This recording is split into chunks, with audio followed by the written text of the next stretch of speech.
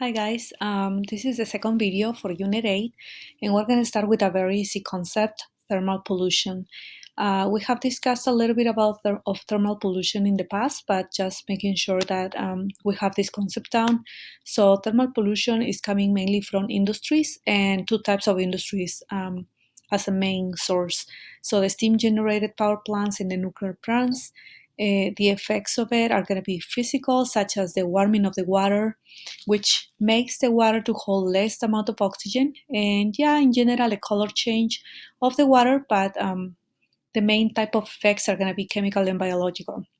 So the chemical effect is going to be the decomposition of waste is going to happen faster, and because what's happening is the decomposers are going to make the waste uh, to accelerate the decomposition reaction. Therefore, they're going to use more oxygen for this. That means there is less dissolved oxygen available, increasing the biological oxygen demand as well. Also, there is less oxygen that is able to dissolve in warm water, which decreases the amount of oxygen available for other species. The biological effects are that usually fish that is supposed to use that dissolved oxygen, because it's going to have less dissolved oxygen available, it's going to ventilate its gills, which is going to make more frequent movement of those gills to obtain enough oxygen.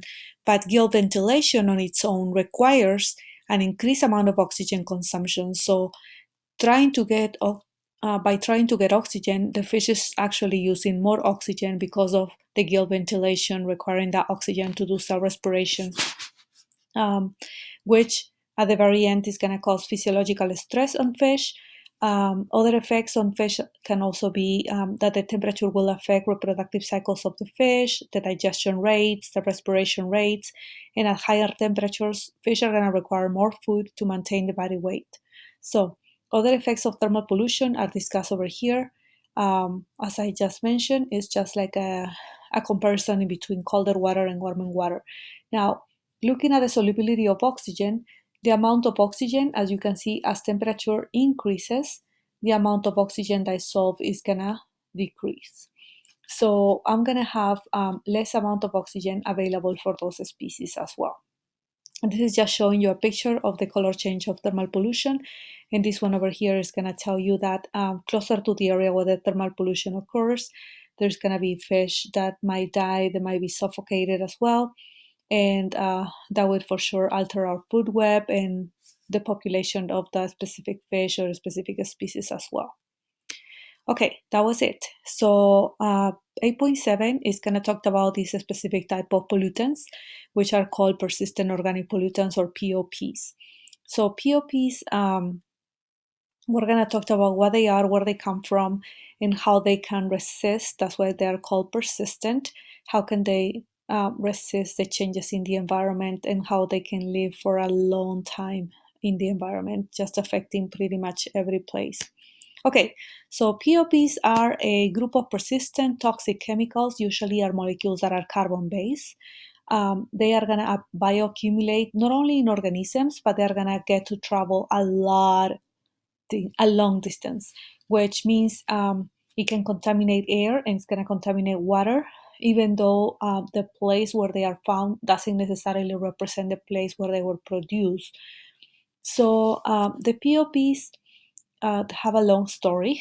Actually, before 2004, in 2001, there were some countries that got together and signed this kind of treaty that said, hey, there is actually this list of 12 pollutants. They were called the Dirty Dozen, and some countries decided that these pollutants over here were very dangerous because of the problems they could cause to the atmosphere, which I'm going to explain in a moment. And but anyway, so they got together and they wanted to kind of like ban or kind of control the amount of these pollutants present in the atmosphere. But then officially they met in 2004 at this convention over here, and they signed, or they decided to go ahead and kind of like control the production of these pollutants. And in 2005, 2014, they ratified that. And what happened was that the U.S. originally signed the treaty, but didn't get to ratify it. So right now, the U.S. is just a country that every time that they meet, they it's just it's a country that just is just like an observer, so it doesn't take part into decision makings or anything like that. And the purpose of this treaty was to protect the environment from 23 most toxic chemicals that are known, and they labeled them as POPs, in which 9 of them are pesticides, other ones are endocrine disruptors, like we've seen previously, and just different categories, as you will see on the various charts.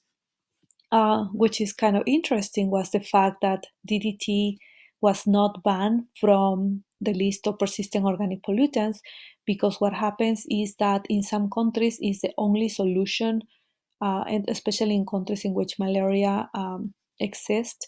So they cannot just say, well, there shouldn't be any more production of DDT, because in some countries that's very cheap and that's the only option they have. So again, persistent organic pollutants, highly toxical. They come highly toxic. They come from different sources, and it's usually around 4 million tons that are produced of POPs worldwide every year.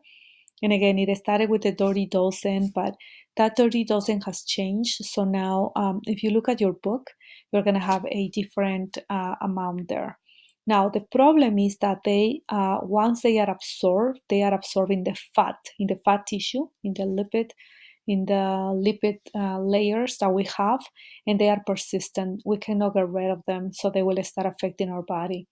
And I will explain that in detail. So, what are the problems? The problems is that they can travel thousands of kilometers. So they are called, or that they have a long range transport. They can cause bioaccumulation, and I'm going to explain bioaccumulation on the next section. They can disrupt, they can be endocrine disruptors, they can be linked to cancer, reproductive disorders, just different health problems. Now, the way that they are transported or the way that they travel is going to depend on what kind of POPs there are. And what helps them to be transported are the wind currents. So if you remember the wind currents and how in the equator, because if it's warm, it's going to be warm there, it tends to rise up, and then towards the north it tends to rise up, and then as it cools it's going to sink down again. Well, all those currents that we study are the ones that will be transporting the pollutants, which is why it is a problem, because then you will find those pollutants that have been produced in countries that are in the equator, maybe in the Arctic. So this process of transportation, if you want to call it, is called the global distillation effect. Okay, it's also known as the grasshopper effect. So the global distillation effect or grasshopper effect is the effect by which the pollutants get to transport or get to travel many miles towards higher latitude and altitude, and doesn't necessarily represent that they have been produced in those areas, but rather they have been produced in other areas and found in areas where there is no industries, or just in areas where there's nothing close by that could relate to the presence of that POP. Um, However, they travel because of their solubility in water as well, and well, the condensation and evaporation are the two main processes that will allow these POPs to be transported. There is another picture over here. Again, it goes from equatorial regions, right, from the equator to places farther and farther away. So the less volatile tend to travel less than the more volatile POPs. Again, this is a list of the 30 dozen and how they got eliminated and they got replaced by other compounds as well. Now, the Arctic haze, which is in your book in page 391 and 392, is the effect by which you can find in this case, the Arctic, or just in the ice, the amount of these pollutants that if ice melts um, because of the warming of the earth, what actually could happen is the release of pollutants, which would be a bad thing. So melting of the ice is not only a problem for, if you want to call it, for global warming or for habitat destruction for certain species, but it's also the release of the pollutants that have been stored with that ice for a long time. Now, if I want to refer to page 392 because there is some important information, and I think it's important to know that. So, for example, the fact that dangerous levels of these toxic chemicals, those POPs, have been measured in certain parts of Canada, like Yukon in the northwestern section of Canada, and by having those POPs present in those areas, they could enter the food webs, they could concentrate in some kind of fat tissue from those animals that are at the top of the food chain, for example, and produce something that's called the biomagnification that we discussed in the past. Also, fish, seals, polar bears, and Arctic, and just people in the Arctic, such as the Inuit people, they are very vulnerable. For example, they found that, and then I'm probably not pronouncing correctly, but this Inuit who consumes a single bite of raw whale skin ingests more PCBs than scientists think should be consumed in a week. So the level of PCBs, which is a type of POPs, so PCBs is like DDTs or like the other pollutants that I mentioned there. They are dangerous. So that level of PCBs in the breast milk of this type of woman is 5 times higher than in the milk of a woman who lives in southern Canada. Okay, so the Inuit people there is gonna suffer from something that wasn't produced closer to them. Now, the Indian Ocean, for example, has generally been considered one of the cleanest oceans because there's not a lot of industrialized nations around it. But during a 6-week of study in winter of 1999, there were scientists from the National Science Foundation and other oceanography institutes that reported that a large portion of the ocean, of the Indian Ocean, was covered by hazy polluted air, and that pollution extended over 9.5 million kilometers, an area usually or about the size of the United States. And it is thought that prevailing winds, remember prevailing winds, during the winter monsoon blew the pollution, which includes the particulate matter, the sulfur droplets from the Indian subcontinent like China and Southeast Asia. So the hazy area is expected to increase as industry develops in these areas. Now, pollution also can travel from continent to another continent as well. Because of certain atmospheric conditions like the low pressure system over different areas or the high pressure over Hawaii, for example, they can cause like very strong winds toward North America that will help this air pollution spread out faster from Asia to cross the Pacific Ocean. In 1997, for example, scientists from the University of Washington detected carbon monoxide particulate matter and PANs in the atmosphere over the western United States. And computer models suggested that these pollutants were produced in Asia 6 days earlier. In 1998, more definite evidence of pollution from Asia affecting air quality in North America occurred when a major dust storm in China produced a visible cloud of particulate matter that was tracked by a satellite across the Pacific Ocean. So again, it can travel very fast, or it can travel through a longer period of time.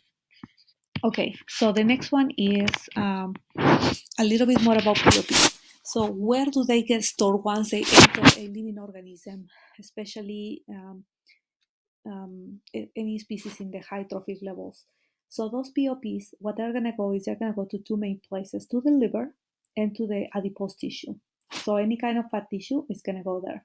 And the problem is that it makes this adipose tissue to be like in a bad state. It kind of makes it not able to fulfill its function, and it can have damage to other organs because of what it does in the adipose tissue.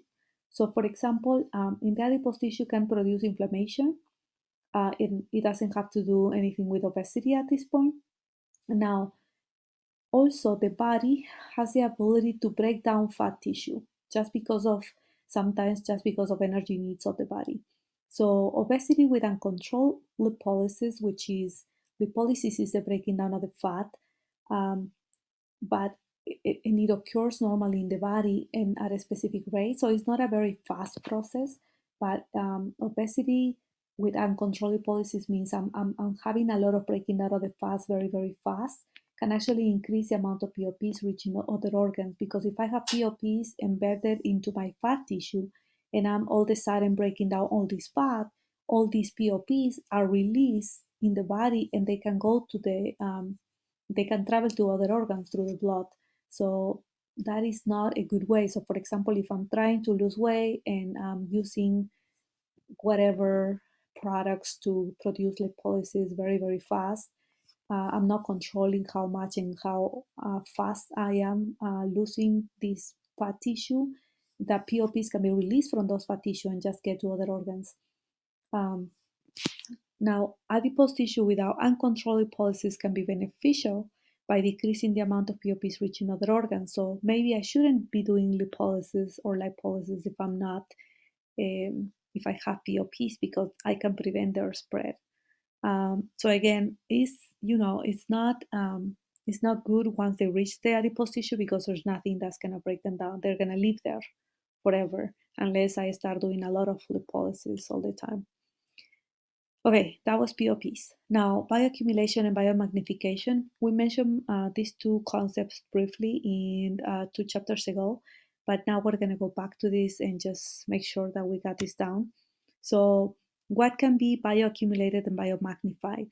Pesticides, radioactive isotopes, heavy metals, flame retardants, industrial chemicals like dioxins and PCBs, right? The effect, well, depends on what kind of pollutant, what kind of chemical I am bioaccumulating. But the one that we already know, the story that we already know, is the DDT effect on different birds and how they affected their shells, and the shells were breaking, so the reproductive rate or the amount or the population went down, and it recovered after they banned it in 1972. We also need to remember that that was mentioned on Rachel Carson's book Silent Spring in 1962. Now, there are three concepts that we need to differentiate. The first one is persistence. Persistence is the ability of a chemical to stand or to continue being present for many years. So it takes many years for that chemical to break down. Now, bioaccumulation means the building up of the fatty tissue. So the more or the buildup in the fatty tissue. The more I consume something, it's gonna build up, it's gonna increase, right, in the fatty tissue of my body. The biomagnification is that there will be higher concentrations of that chemical at higher trophic levels. So I can bioaccumulate, but at the same time, someone in a higher trophic level. So let's say if I'm a herbivore, right, I'm gonna be able to accumulate I'm going to be able to accumulate that chemical because I'm consuming that thing that has that chemical or that pollutant. However, a carnivore or a predator, a top predator, will have a higher concentration because it's just in a higher trophic level. Also, natural decomposers cannot break down synthetic pesticides. So when they break down the dead matter, for example, they would not be able to break down any kind of chemicals that have been bioaccumulated or biomagnified, which is a problem because that will stay in the environment forever, if you want to call it like that. Okay, this is a picture showing you what happened to DDT, and it says the DDE, which is just a chemical that comes from DDT. So what happened, they noticed that when they reduced the amount of DDT being produced, actually the number of young started to rise. So that was important because they found out that it was directly related to that. Most people know about this and what happened to the falcons and the bald eagles and all, but the research that went behind it is not very well known. But it's very specific to um, to the bioaccumulation and biomagnification of these chemicals in birds and other species as well.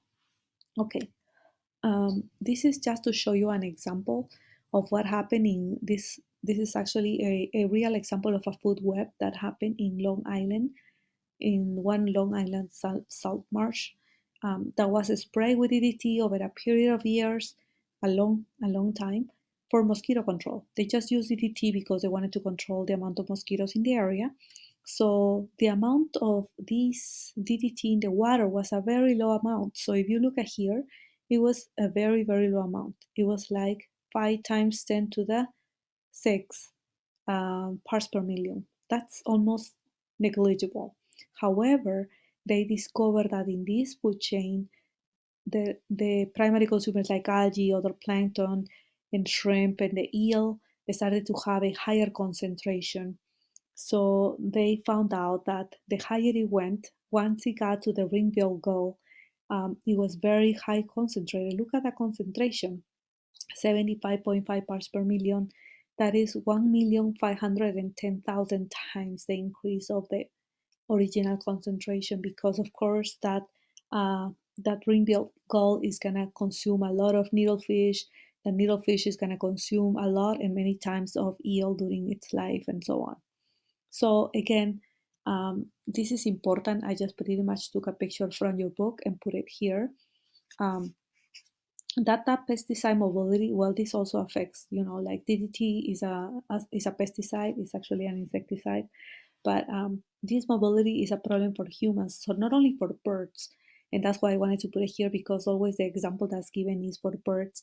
But there was a study by the EPA that reported that those pesticides were found in most of the country's surface waters, which is talking about water quality over here. And so here, what they found was the level above which we are supposed to have actually was present in the 80% of urban streams. Now, there was another study by a private organization that revealed that more than 40 million US residents drink water containing traces of 5 widely used herbicides: Alcor, Metachlor, and all the other ones. Now, this study said that 3.5 million people living in the Midwest, where those herbicides are used on corn and soybeans, face elevated cancer risk. Since the study, the EPA has required a decrease in the use of these herbicides. And another one in California, which I found interesting, revealed how mobile pesticides can be in the atmosphere. I'm reading it from your book because I think it's very important. Almost 2/3 of 100 samples from California contain small amounts of pesticides that had drifted from farm fields. Air and water currents can carry pesticides in the world. In '08, study sample in Antarctic Creole keystone species also show the same problem. Now, I put something here that I forgot to mention. Whoa, did I go too back? Maybe. Yes.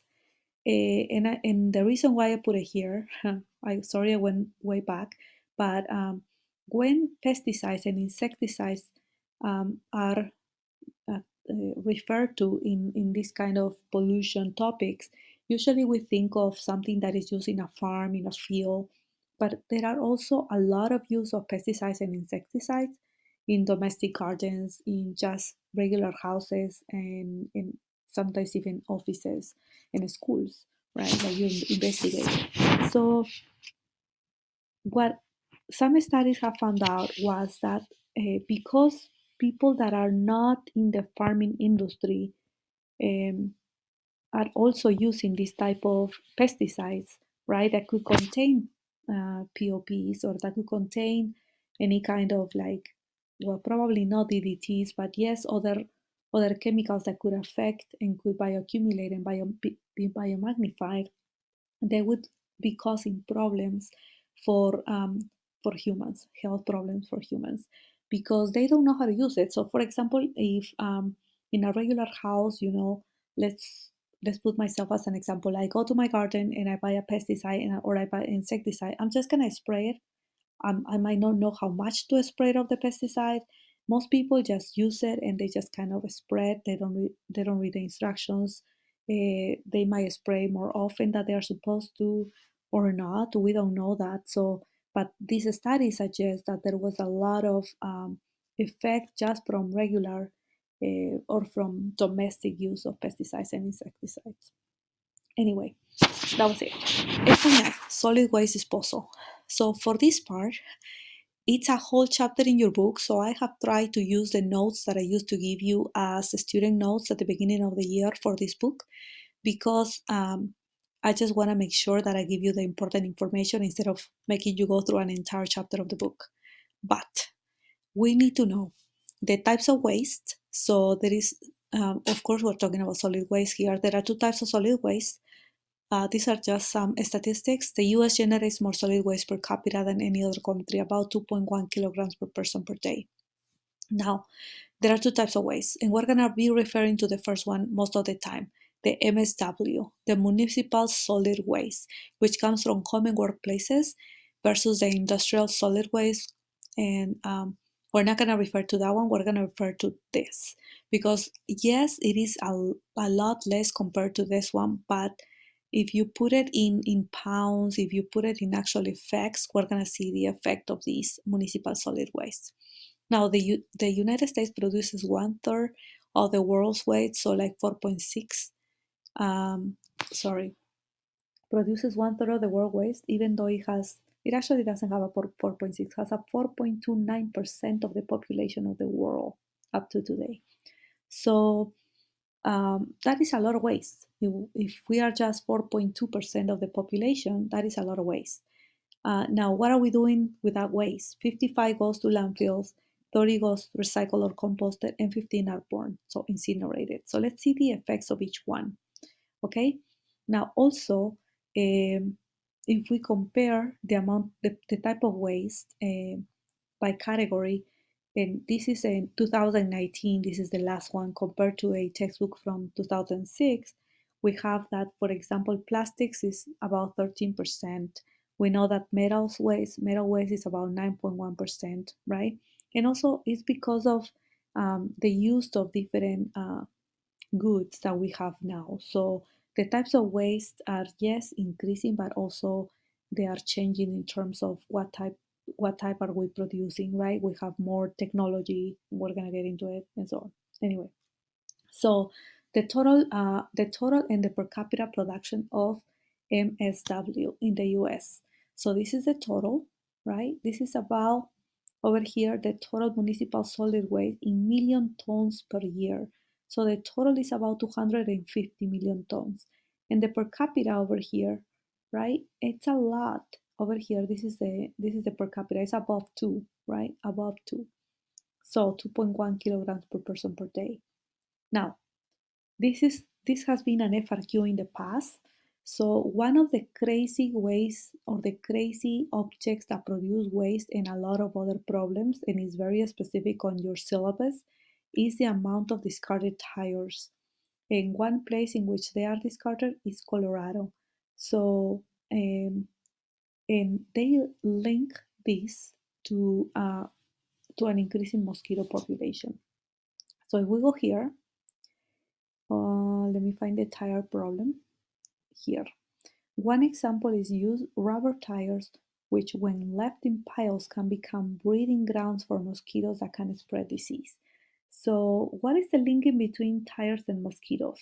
Well, tires that are abandoned in any kind of place, even if it's just one, the first thing that's going to do is going to collect water from rain. It's the first thing that a tire does. So if you've never seen a tire out of a car before and you don't know how it looks like inside, you need to see it and you need to find out how does it look like and see that it's capable, or it's, what it does is it stores water from rain, and that it's a perfect place, it's a perfect habitat for mosquitoes after rain. So that's why you need to link this type. It was on an FRQ, so please don't forget about this example. Okay, so let's talk about how do we dispose of this waste. Well, we talked about 3 different ways: sanitary landfills, incineration, recycling, reusing, and so on. So let's talk about that. Now, first of all, this is how much it goes, right? Which is a little similar to this one, to this chart. So this one is this one over here. However, if we put it on landfills, remember that the landfill can contaminate our groundwater, which is our source for drinking water, and it can also release gases, pollutants, right? So we don't want that, but still, it happens. So we need to talk about it. Now, Let's talk about sanitary landfills. We have mentioned it before, but let's make sure we remember. We also need to mention before we talked about sanitary landfills the type of waste, the type of new waste we're producing, which is the e-waste, right? Or the electronic waste. So this electronic waste is toxic, is hazardous waste that contains PVC, um, which is going to contain other type of metals, right? These heavy metals that is just going to end up filling the land in the United States or any other way or any other place.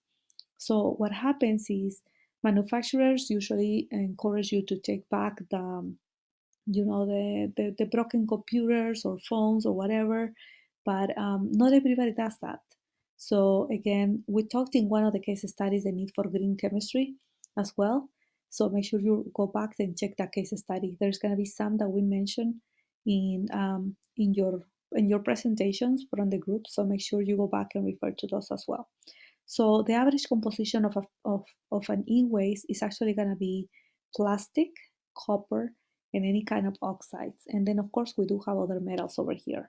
But this is going to be kind of what is e-waste composition. And then I put here a chart to show you what part of the e-waste, where is it located, and what is the effect that it can have on the health. Okay, so what is a sanitary landfill? And they have given this on previous tests. So you need to know the composition of a sanitary landfill, and you need to memorize that it mainly consists of a bottom liner, which is usually plastic or clay, so it has to be impermeable, a stormwater collection system, a leachate collection system, a cap, and a methane collection system. So a sanitary landfill is going to be able to compact and it's going to be able to bury the waste under a shallow layer of soil. So it's going to be like a hole in the soil in which you put the waste and then you kind of cover it, if you want to call it like that. But it does have to have all of these components. Now, it's the most common method of disposal. But the problem is that what are some problems with the sanitary landfill? It's going to produce methane by microorganisms that are trying to decompose, that are present in the soil. It's going to contaminate surface water and groundwater, but the leachate produced. And it's not a long-term remedy because it's not like I'm making it disappear, right? We do not have enough land in order to open new ones, and closing one that is already full is very expensive as well. So this is an example on how it looks like. This one also tells you what are the layers that it needs to have. Remember that clay is very impermeable, right? So we don't want anything from the garbage to leach out to just kind of spread around. So we want to make sure we do that. Now, over here is showing you how it is done. So first they make a hole in the ground, in the land, and then they empty all of the trash, right? The trash is being unloaded, they put it in there, and then they kind of cover it um, with different layers. Now, sanitary landfill has two main problems. Number one, plastic. Yes, it has other problems. I mentioned it here, but there are two main problems: the tires, which I already mentioned, and then the plastic. So much of the plastic is from packaging, and the plastic is a chemically stable compound, and it doesn't break down. It doesn't decompose. So that's a problem. So again, plastic and tires, main problem for sanitary landfills. Now the factor in affecting the decomposition of landfills are going to be the composition of the trash, what is it made of, and the conditions that are needed for microbial decomposition of the waste. So do they need anaerobic conditions or not? Do they need water? Do they need um, aerobic conditions or whatever? This is a very short film, so let me show you on how that is done. A sanitary landfill is an excellent method of solid waste management. Initially, a large pit or depression is made by the removal of topsoil. It is then lined with a synthetic plastic in order to prevent leakage from waste materials.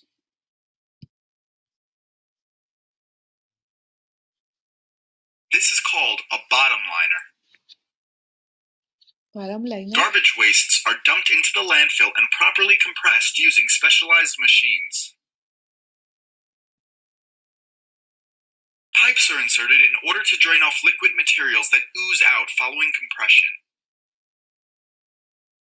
Methane gas produced by the decomposition of wastes is collected into separate pipes. This is done to prevent explosions. The methane may now be burned to generate heat and electricity. Daily wastes are covered by layers of clay and topsoil in order to prevent exposure to the air, pests, and to prevent a foul smell. That would be the cup. Specialized storm water pipes are fitted to divert and control water runoff from rains and storms. Okay. So again, yes, trash is producing energy. You could say yes, but again, it's not that easy to install or to run a sanitary landfill. It's a very expensive um, way that not every country can afford. For example, Sweden doesn't actually produce enough trash to satisfy the demand for waste energy, so it buys trash from other countries, which is kind of ironic. Now, boring solid waste, so it's never gonna disappear. Remember, it's gonna stay there. Now, in other countries, they have a landfill, but they don't have a sanitary landfill, so it doesn't have the capability of doing the whole process of using the methane for energy production or anything like that, or being careful that it doesn't get reached to groundwater. It's so it becomes a problem. So again, there will be other problems, fire risks, and just different problems with that landfill again. So the problem with burning the waste is that there might be uncollected methane and carbon dioxide. There's going to be methane that is combustible, and all the landfills eventually leak, which will lead to groundwater contamination. Again, the tires, the tires. So that's a problem. These are the garbage patches. We also know that that's a problem, so it's there, and we need to know now. And that happens because some of the items are not accepted in sanitary landfills, so they might be disposed of illegally, and that's what's causing the problems. Example, tires again, right, which are left on piles, breeding ground for mosquitoes that can spread disease. Okay, there are regulations here in the United States, but that doesn't mean that that's the case for other countries as well. And we have to talk about a specific type of waste, which is the hazardous waste. So the hazardous waste is going to be any discarded solid liquid material that's toxic, ignitable, corrosive, reactive to explode, or release toxic fumes. Organic compounds like solvent, pesticides, PCBs, or any kind of the ones that we already talked, right? POPs are going to be hazardous waste. Who is the main producer of this hazardous waste? Guess who it is? The US. Biggest producers in the US. What areas? The military, chemical industry, and the mining industry as well. So, second, incineration. Incineration is the volume, helps to reduce the volume of the solid waste by 90%. It's going to produce heat that can make steam to generate electricity, which is a good thing, right? We want to take advantage of that. Produces less carbon emissions than fossil fuel power plants, right? There is a byproduct, which is the bottom ash and the fly ash, and I'm going to show you that in a video in a moment. So again, burning the solid waste, why is it not the best option? Yes, it reduces the trash volumes and the need for landfills, but it's gonna be expensive. It's gonna cause air pollution as well, and the output approach, I'm gonna see it, or you're gonna see it in a moment. Now, there's the types of incinerators. We have the mass burn incinerator, which is the one explained in the video, and is right here as well. We have the modular and the refuse derived incinerator. If you look at here, we have the bottom ash and we have the fly ash that are being produced. So I want you to pay attention to how this works on this. I know that this is coming just from a specific brand of incinerator, but try to follow the steps. So first, you get the trash disposed at a specific place, and then this pickup thingy, crane, I guess it's called, is gonna pick up some of these waste and it's gonna release it into the next area in which it's gonna become really hot, right? And it's gonna collect some of the ash and some hazardous waste landfill, and then the rest is gonna continue steaming up, and the methane gas produced will be used to generate electricity. It's going to go through a scrubber and an electrostatic precipitator, which you already know what they are, and they are going to be particulates being removed there. There is also fly ash being produced. Then the scrubber, remember that if it's a wet scrubber, the water will be containing the contaminant or the pollutant as well. And then hopefully the rest of it that's left will produce a clean smoke that can actually be released into the atmosphere without causing all of the pollution that at the beginning should have caused. So if we looked at this video, let's see if I The can make it accumulation all the of way to industrial and 220. domestic waste is one of hazardous waste So this without is the using actual. fuel while maintaining strictest standards. Hazardous waste is loaded into a hopper. Drying, heating, and pyrolysis of waste occur due to the heat of exhaust gases. Pyrolysis products are incinerated at 1,200 degrees Celsius and Look at the oxygen bottom ash being content not produced lower as than it passes through. 6%, which prevents the formation of dioxins. The combustion products are kept at 1,200 degrees Celsius and oxygen That's the content flying not ash. lower It's than called flying 6% ash for because of a 2.5 reason. seconds. The composition of the pyrolysis gases and low combustion temperatures ensure compliance of emissions with European standards. The amount of ash is not more than 10% of the waste volume.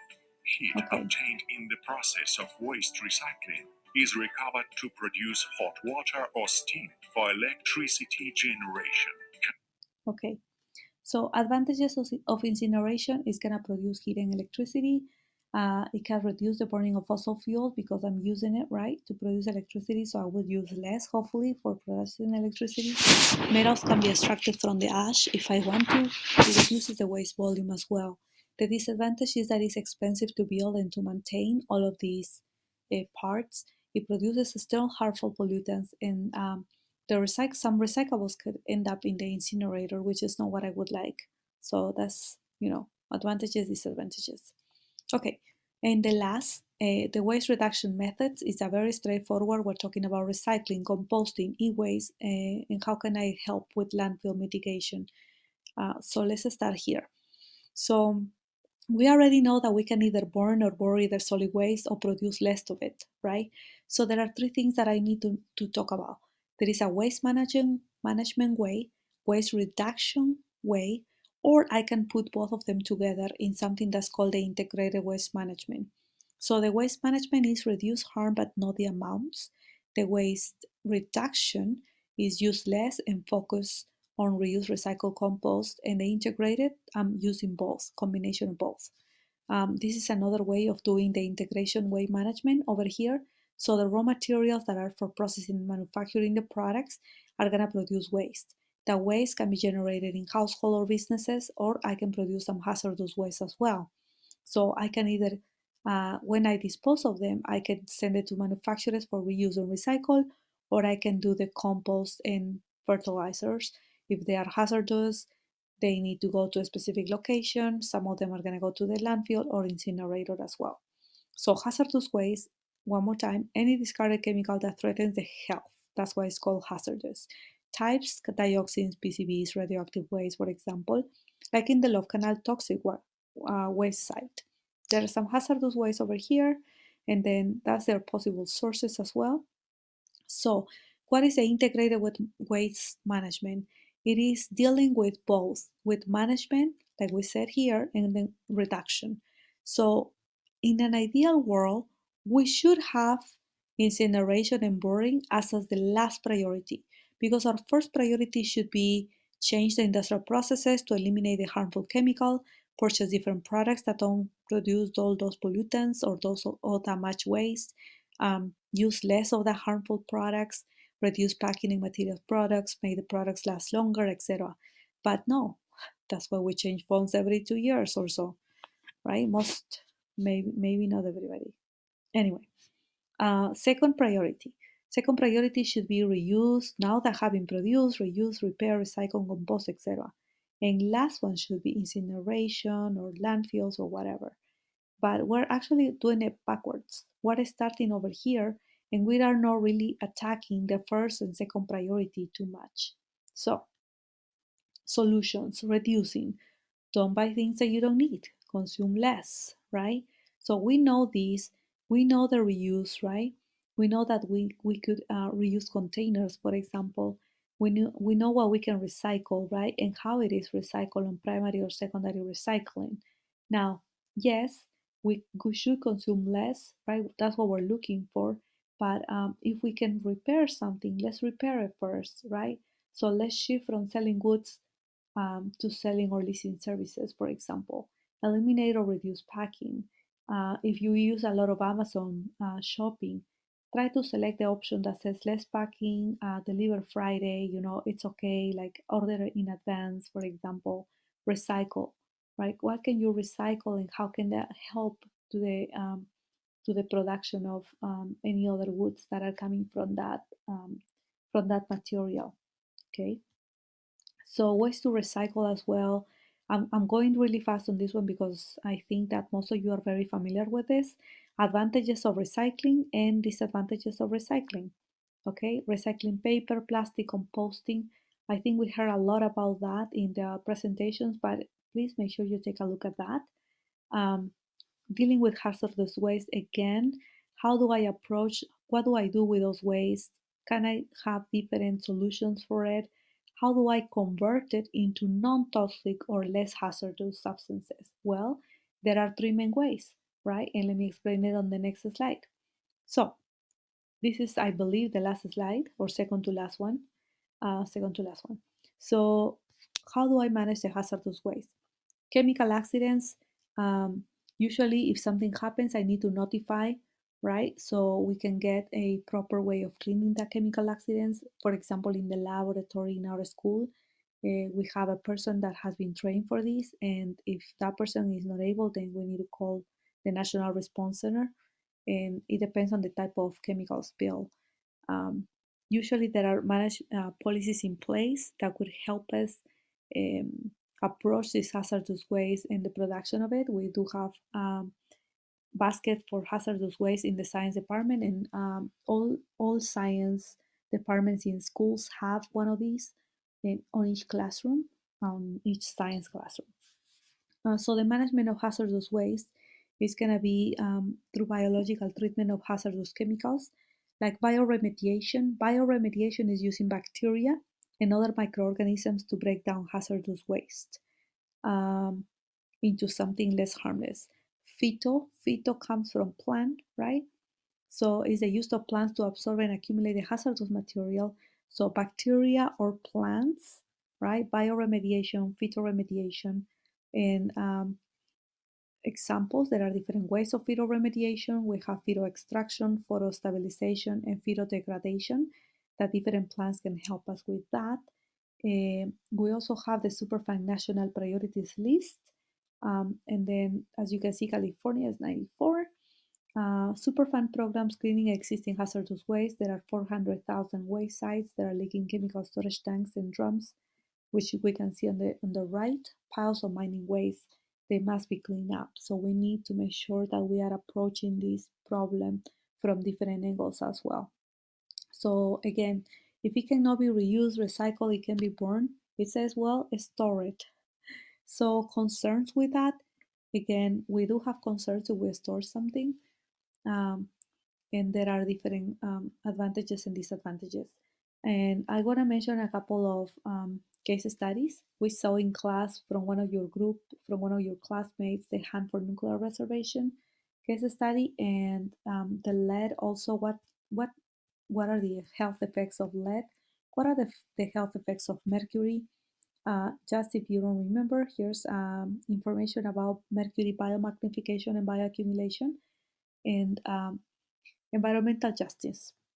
We need to mention that every person is entitled to protection from environmental hazards regarding race, gender, etc., etc. And we also talked about the POPs treaty. So again, there are some things in place, but that's not enough, and that's not targeting the main problem as I show you on the integrated waste management.